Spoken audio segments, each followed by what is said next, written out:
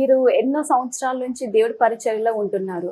కానీ మీరు అంటే మేము తెలుసుకున్న దాని ప్రకారం మీరు ఒక గవర్నమెంట్ ఎంప్లాయ్ అయ్యుండి, మీరు ఆ గవర్నమెంట్ జాబ్‌ని వదిలేసుకొని ఈ దేవుడి సేవలోకి ఎందుకొచ్చారు? మేము తెలుసుకోవచ్చా?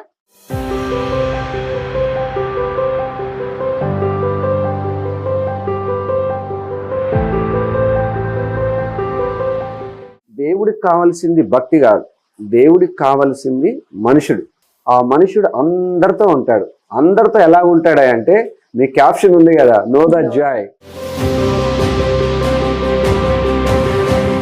సో అది సంతోషంగా ఉంటాడు అనమాట.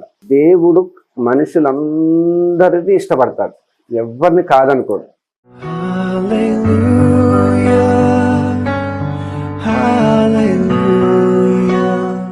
నిన్ను వలే నీ పొరుగు వారిని ప్రేమించు. దేవుణ్ణి మొక్కుతాము, దేవుణ్ణి పూజిస్తాము, దేవుడి కొరకు ఎంతో భక్తి చేస్తాం, కానీ మనమే మనుషుడిగా మనిషిని మనం వ్యతిరేకిస్తాం, కానీ దేవుడు ఎప్పుడు ఏ మనిషిని వ్యతిరేకించడు.